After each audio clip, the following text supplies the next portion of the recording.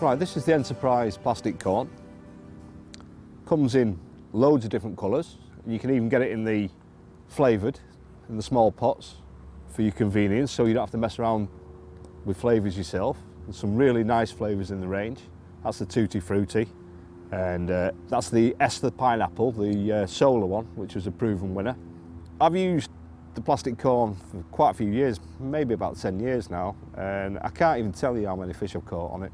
If it was pound for pound, I've probably caught as many fish on plastic corn as I've caught on boilies. I tend to use two pieces myself, that's what I favour. This is a KD rig, which seems to be very popular at the minute. So what you do is you'd do a knotless knot, do 2 or 3 turns, say three turns, pull the hair out the back and then start whipping beyond where the hair's sticking out, so it creates that aggressive angle there. And the thing with this rig is you balance it on a shot, so the hook sits on the bottom and your shot just keeps the 2 pieces of corn balanced, or a single piece of corn. So it covers the hook a little bit, so it's not as conspicuous and it's not as blatant as an obvious pop-up. Very effective indeed. Tends to grip them always in the bottom lip. One of the things I would say with the corn as well is a lot of people tend to use the basic yellow. Don't be scared of using some of the other colours. This greeny fluorescent one has been particularly good for me. And also another tip for you is I use the glow-in-the-dark yellow. The glow-in-the-dark yellow is immense. I recently went to Italy.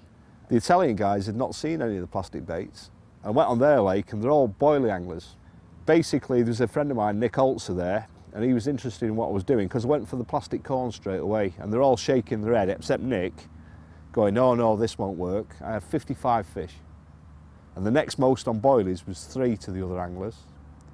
So that's a hell of a difference. And I had to wind the rods in at night. I was getting that many runs. I kid you not, I was absolutely shattered. And I was spodding with lots of corn in the mix, hemp, crushed tigers, you know, just a normal spod mix really.